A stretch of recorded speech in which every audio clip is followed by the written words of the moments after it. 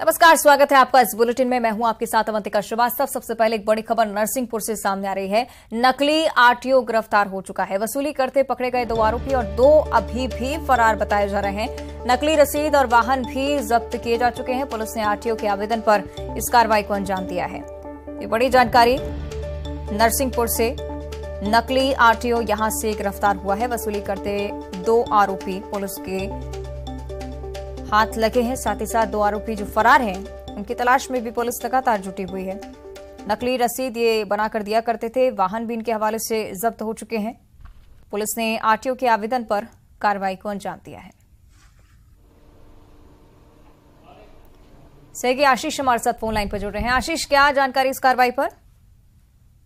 जी अवंतिका जी, police ने 4 लोगों पे धारा 420, धारा 384 सहित कई मामलों के तहत मामला पंजीबद्ध किया है। 4 लोग हैं जो यहाँ NH 44 पर हाईवे पर मुगवानी थाने के अंतर्गत एक डुडवारा गांव है, वहां बोलेरो गाड़ी खड़ी कर जो हाईवे से निकलने वाले ट्रक हैं, बड़े वाहन है, उन्हें रोकते हैं। उनके लोगों को जो ड्राइवर है या अन्य जो कंडक्टर है उन्हें धमका कर उनसे पैसे वसूली करने का ये गिरोह था पूरा। 4 लोगों को पुलिस ने नामजदा इनके मामला दर्ज किया है। 2 आरोपियों को फिलहाल गिरफ्तार कर पाई है पुलिस। 2 की तलाश जारी है। तो बड़ा मामला है। कहीं ना कहीं आरटीओ के नाम पर इस तरह की अवैध वसूली की जा रही थी। कई दिनों से काम चल रहा था, लेकिन अब पुलिस की जानकारी में आई है तो मामला सामने आया और पुलिस ने इस पर मामला पंजीबद्ध कर 2 को जेल भेज दिया है। ठीक है, शुक्रिया आपका आशीष जानकारी के लिए। आगे बढ़ते हैं। रायपुर से अगली बड़ी खबर है। अमृतपाल के समर्थन में रैली निकालने का मामला सामने आया और खालिस्तान के समर्थन में कल जो रैली निकाली गई थी, इसे लेकर तेलीबांधा गुरुद्वारा के पास पुलिस बल तैनात करना पड़ा है। रिंकू सिंह और दिलेर सिंह से पूछताछ करने के लिए पुलिस पहुंची है। सिख समाज और पुलिस के बीच बातचीत का सिलसिला चल रहा है। अमृतपाल के समर्थन में कल रैली निकाली गई, इसे लेकर लगातार सवाल भी उठाए गए और तस्वीरें आपको दिखा रहे हैं कल की, जब रैली यहां से निकाली जा रही थी। इस दौरान राजनीतिक हलचल भी काफी बढ़ी प्रदेश में।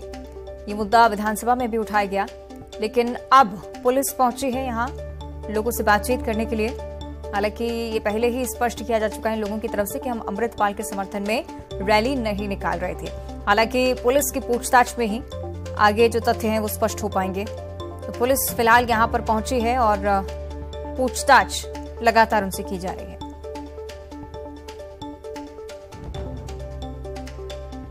सहयोगी युगल हमारे साथ फोन लाइन पर जुड़ रहे हैं। युगल, क्या कुछ बातचीत अभी तक हुई है? क्या कोई खुलासा इस पूरी घटना को लेकर?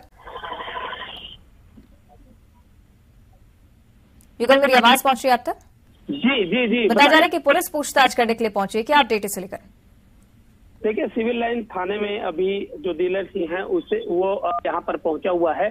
इससे पहले जो कथित खालिस्तानी समर्थक के जो नारे लगाने और उसके पक्ष में रैली निकालने का जो आरोप लगा है, उसे लेकर के पुलिस ने नोटिस जारी किया था और 11 बजे तक नोटिस का जवाब देने समय निर्धारित किया गया था। और 11 बजे के बाद जो नोटिस नहीं दिया गया है, तो इसमें 2 लोग हैं जो रिंकू और दिलेर सिंह, उन्हें नोटिस जारी किया गया था। तो उस मामले पर अभी दिलेर सिंह सिविल लाइन थाना पहुंचे हुए हैं और अंदर पुलिस के साथ बातचीत चल रही है। किस तरह का ये पूरा प्रदर्शन रहा है, उनकी मंशा क्या थी और किस तरह का उनके उद्देश्य था, तमाम बिंदुओं पर भी फिलहाल पूछताछ है वो जारी है। और चूंकि एक सामाजिक मामला है तो ऐसे में यहाँ पर बड़ी संख्या में पुलिस भी लगाया गया है ताकि किसी तरह की कोई अप्रिय घटना ना हो। पुलिस गुरुद्वारे पहुंचे हुई थी और वहां पर तब वहां से एक व्यक्ति को यहाँ पर लाया गया है और फिलहाल अभी बातचीत चल रही है कि पूरा प्रदर्शन का उद्देश्य क्या था, किस तरह की पूरा प्रदर्शन रहा, आखिरी में उद्देश्य क्या रहा है। तो फिलहाल ये कहा जा सकता है कि अभी जो नोटिस का जवाब हो सकता है वो दे। जी ठीक है, शुक्रिया आपका युगल जानकारी के लिए। और अब रायपुर से एक बड़ी खबर। अमृतपाल के समर्थन में रायपुर में रैली निकाली गई, इसे लेकर विधानसभा में भी मुख्यमंत्री भूपेश बघेल ने बयान दिया है। उन्होंने कहा है कि 30 से 35 लोग बिना सूचना दिए नारा लगाते हुए निकले थे। जहां तक सिख समाज की बात है, उनके बलिदान को भुलाया नहीं जा सकता है, लेकिन जिस तरह से नारा लगाते हुए निकले उन्हें बर्दाश्त नहीं किया जाएगा। रैली का वीडियो खंगाला जा रहा है। भूपेश बघेल की तरफ से कहा गया है देश विरोधी गतिविधियों में शामिल लोगों पर कार्रवाई भी होगी। यह भरोसा उनकी तरफ से। देश विरोधी नारे लगाए होंगे तो कार्रवाई निश्चित है।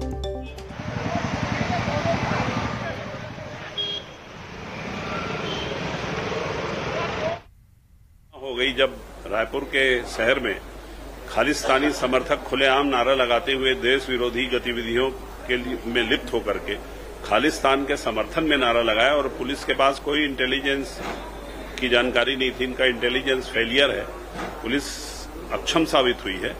उसी को हमने ध्यान में रख करके आज शून्यकाल में सरकार का ध्यान आकृष्ट किया।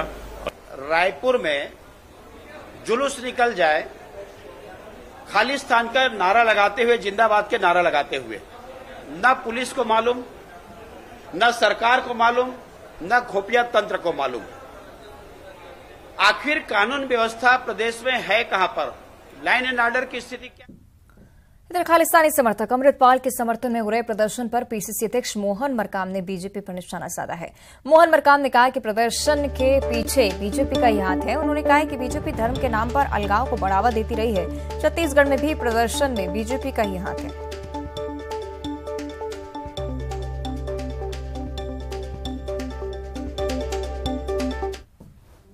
खालिस्तान समर्थकों के समर्थन में धरना प्रदर्शन करना ये घोर निंदनीय है। ऐसी घटनाएं नहीं होनी चाहिए, क्योंकि जो भी देश को तोड़ना चाहता है ऐसे ताकतों से हम सबको मुकाबला करना चाहिए। और अमृतपाल के समर्थन में जो रैली निकाली गई, इसे लेकर सिख समाज ने अपना जो वक्तव्य है स्पष्ट किया। उन्होंने कहा है कि समाज के अध्यक्ष हरि किशन सिंह जिन्होंने साफ कर दिया कि सिख समाज भारत के संविधान में पूरी आस्था रखता है, प्रदेश के विकास में अपनी सक्रिय योगदान देता आ रहा है। खालिस्तान की मांग करने वालों का समर्थन समाज नहीं करता, है स्पष्ट किया जा चुका है। इस तरह की मांग की समाज निंदा भी करता है। भाईचारा और सांप्रदायिक एकता में समाज चाहता है, पूरा विश्वास भी रखता है। अमृतपाल के समर्थन में रैली मामले में सिख समाज ने ये बयान जारी किया है।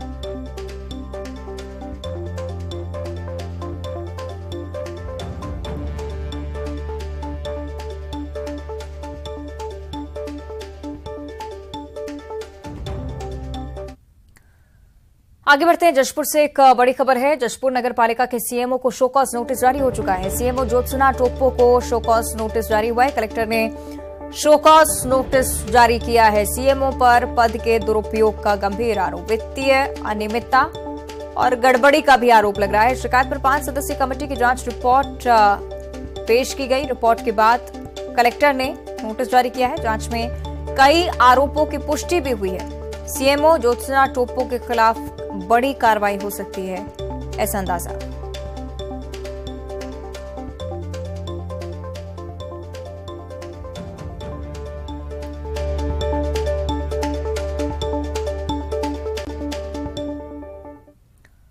और अब कोरबा की बात करेंगे। एससीसीएल खदान प्रभावितों का आंदोलन लगातार जारी है। प्रभावितों ने 3 घंटे तक आज आंदोलन किया है। किसान सभा के नेतृत्व में धरना प्रदर्शन किया गया। खदान प्रभावित गांव ढपटप और कसरेंगा, जहां पर ग्रामीणों ने धरना दिया है। साथ ही साथ पेयजल संकट को लेकर बंद का आह्वान यहां पर था। 3 घंटे तक ढेलवाडीह खदान बंद रखी गई। 1 सप्ताह में समस्याओं के समाधान का आश्वासन भी मिला है। आश्वासन के बाद ग्रामीणों ने आंदोलन समाप्त किया।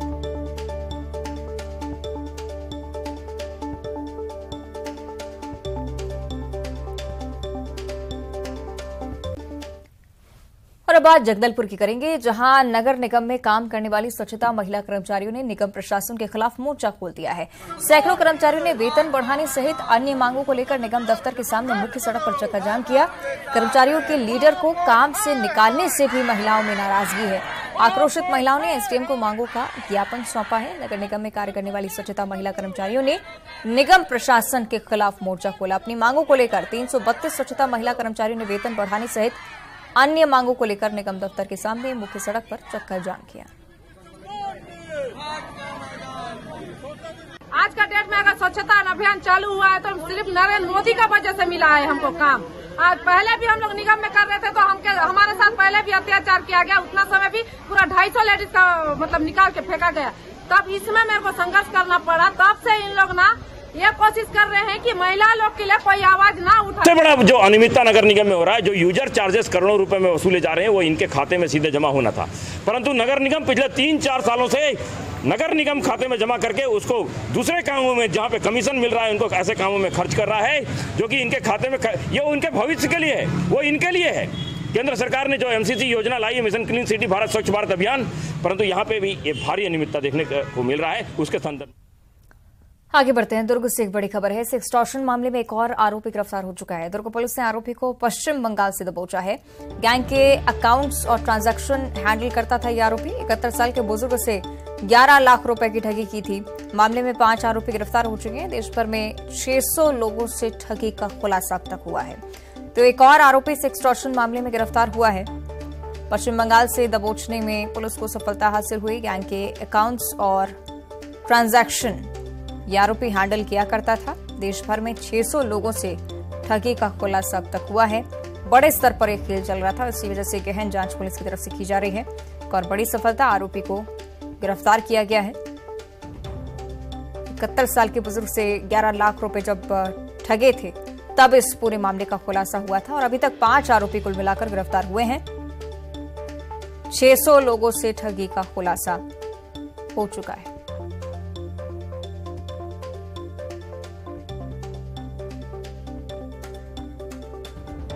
सही, मिथिलेश हमारे साथ फोन लाइन पर जुड़ रहे हैं। मिथिलेश, क्या कुछ जानकारी, क्या कुछ अपडेट पुलिस की कार्रवाई पर? देखिए, बताना चाहूंगा कि एक्सटॉर्शन मामले में पुलिस ने पहले ही 5 लोगों को गिरफ्तार किया है, जिसमें 3 महिलाएं और 2 पुरुष शामिल हैं। उसके बाद में लगातार पूछताछ चल रही है और उसके बाद में एक और आरोपी को भी गिरफ्तार किया गया है। ये पूरा जो मामला है वो दुर्ग से जुड़ा हुआ है, क्योंकि दुर्ग का एक बुजुर्ग जो है वो एक्सटॉर्शन का शिकार हुआ था। इन्होंने ही मिलकर उसको ठगा था और करीब 11 लाख रुपए की ठगी की गई थी। उसके बाद में ये 5 आरोपियों को गिरफ्तार किया गया। जो पकड़ा गया है वो लेखा जोखा रखता था। देश के करीब 600 लोगों को ये अपनी ठगी का शिकार बना चुके हैं और उसी के ये लेखा जोखा रखने वाला था। पुलिस इसमें और भी पूछताछ कर रही है। हो सकता है कि पूछताछ के बाद में और भी कई बड़े खुलासे होंगे।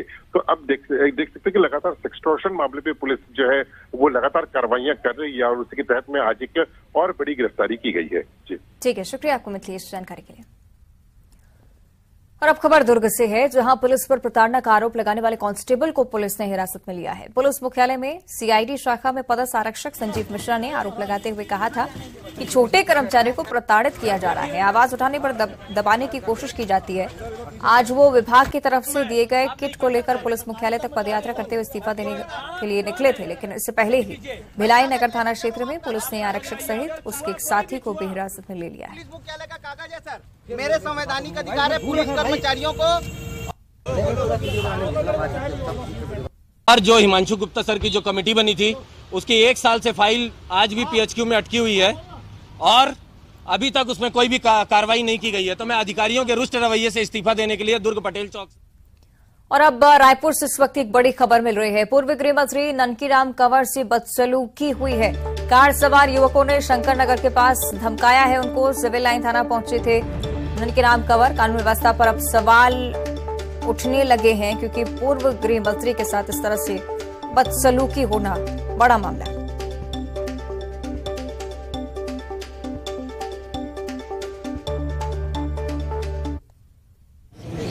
और हम लोग इससे क्रॉस कर खड़ी कर दी गाड़ी, भीड़ थी, वो दादागिरी करना शुरू कर दिया।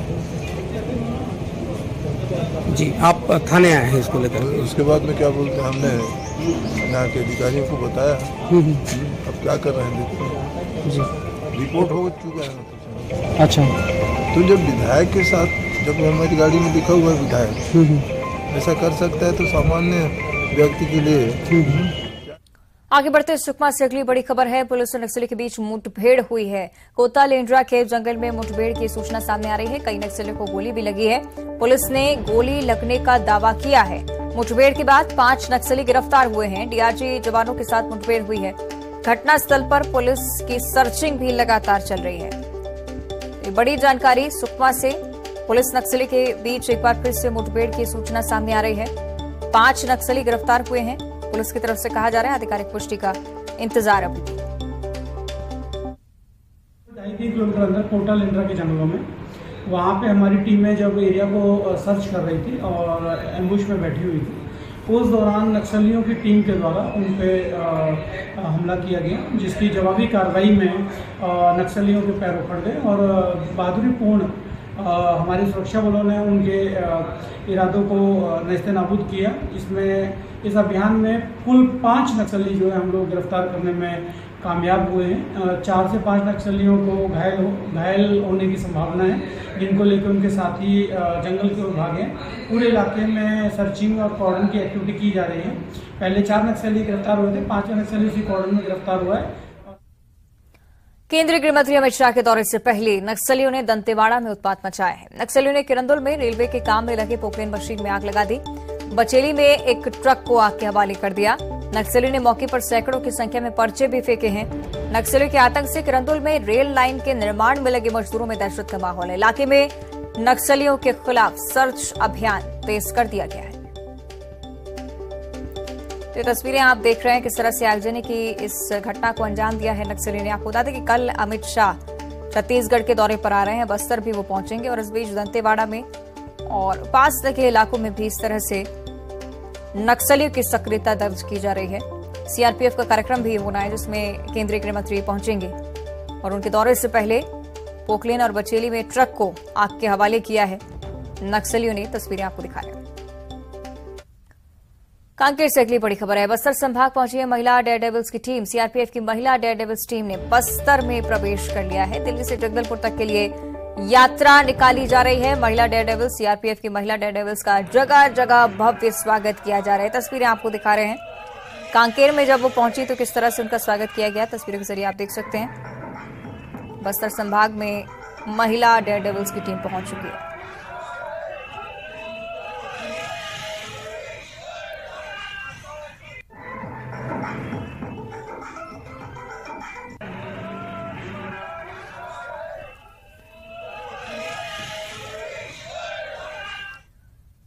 और इसी के साथ बुलेटिन में इतना ही। नमस्कार।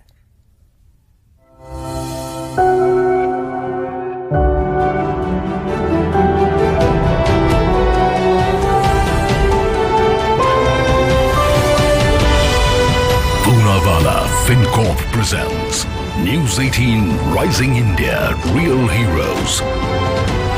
चलता रहा है